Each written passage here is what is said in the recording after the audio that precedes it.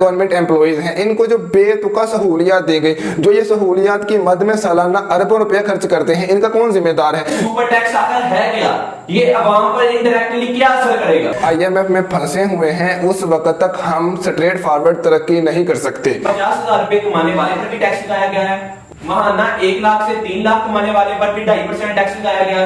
शहबाज शरीफ की हुकूमत इसको ऊपर लेके जाए तो लो जी IMF के गुलाम है, ये अमेरिका के गुलाम है। इनडायरेक्टली कहते हैं। बंदा पूछे कि क्या आपने भी कभी नारा लगाया कि जो अमेरिका का यार है गद्दार है?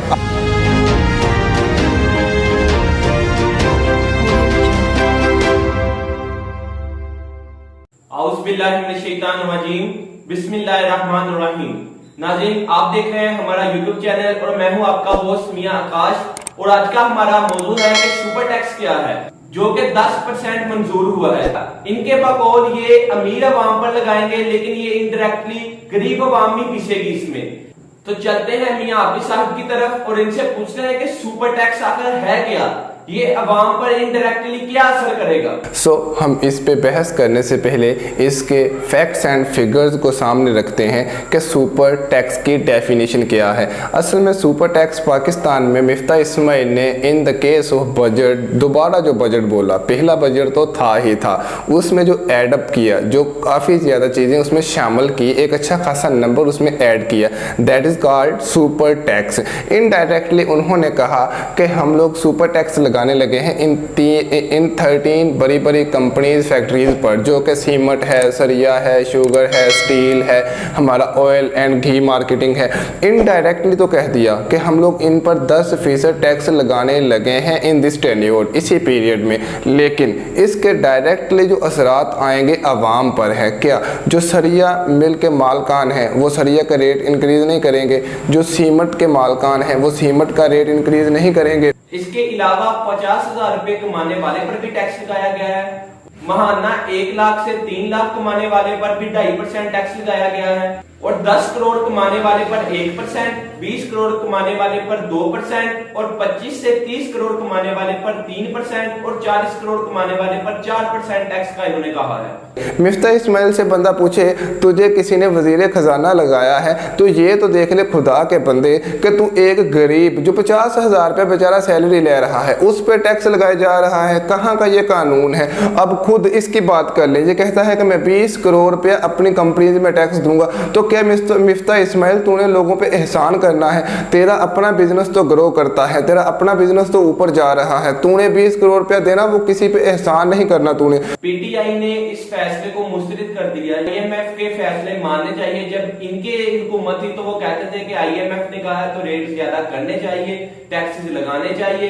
अब जब इनकी बारी है नून लीग की तो अब कहते हैं कि नहीं जी ये फैसला सही नहीं है, गरीब अवाम पिस जाएगी। बेसिक क्वेश्चन क्या है? शौकत तरीन जो कि फिनांस मिनिस्टर था, वजीर खजाना था इन PTI की गवर्नमेंट का, जब उस गवर्नमेंट में था तो ये 22वां पैकेज लेने के लिए 22 साल वजीर आजम इमरान खान ने लगाए, 22वां वजीर आजम इमरान खान बना, 22वीं दफा पाकिस्तान IMF के पास पैकेज लेने के लिए गया। कि उस वक्त इनको गुलामी की शर्म नहीं आई? कि उस वक्त इनको पता नहीं चला कि हम गुलामी की तरफ जा रहे हैं? आज ये कहते हैं कि ये गुलाम है IMF के, ये गुलाम है अमेरिका के। नो डाउट हम इसमें कोई बहस नहीं करते, लेकिन फिर भी जब खान साहब खुद अपने ऊपर कोई बात आती है तो अपनी दफा कहते हैं कि यू टर्न लेने वाला ही लीडर होता है।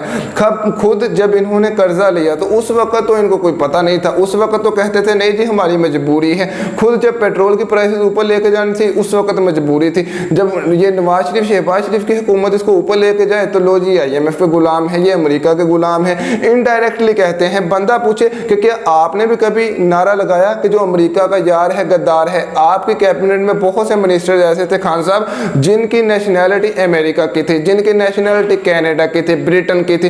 उस वक्त तो आपने कभी ये सोचा नहीं, उस वक्त तो आपने कभी कहा नहीं कि जिसके पास डुअल नेशनैलिटी होगी वो गद्दार है। आप अपना नजरिया दें कि ये फैसला दुरुस्त है या नहीं, टैक्सेस लगाने चाहिए कि नहीं? असल में गरीब पे टैक्स लगाना नहीं बनता, जस्ट स्ट्रेट फॉरवर्ड। क्यों? क्योंकि गरीब बेचारा पहले ही मर रहा है, उसके पास कोई सोर्स ऑफ इनकम नहीं, उसके पास कमाई के लिए कोई जरिया नहीं, उसके पास कोई जरिया है ही नहीं जहां से पैसे आए। आप बताएं मुल्क फिर कैसे चलेगा? मुल्क कैसे चलेगा? जब तक हम लोग IMF में फंसे हुए हैं उस वक्त तक हम स्ट्रेट फॉरवर्ड तरक्की नहीं कर सकते।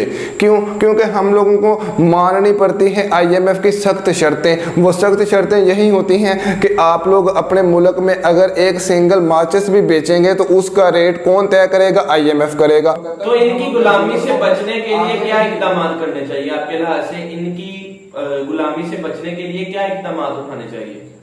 इनकी गुलामी से बचने के लिए यही है कि हम अवाम को कुर्बानी देनी पड़ेगी और ये जो मुल्क के इशराफियाँ हैं, लेट से जो हमारे ब्यूरोक्रेट्स हैं, लेट से हमारी आर्मी है, लेट से हमारे सिविल इदारे हैं, लेट से जितने भी हमारे गवर्नमेंट एम्प्लॉयज़ हैं, इनको जो बेतुका सहूलियात दी गई, जो ये सहूलियात की मद में सालाना अरबों रुपये खर्च करते हैं, इनका कौन जिम्मेदार है?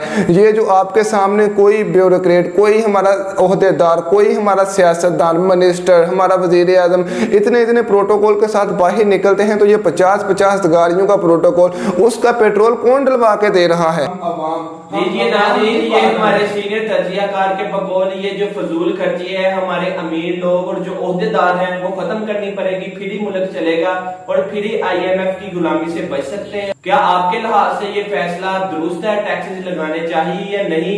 हमें कमेंट्स में जरूर बताइएगा। इजाजत दीजिए अपने होस्ट मियां आकाश को। मिलते हैं नेक्स्ट वीडियो में। अल्लाह निगहबान।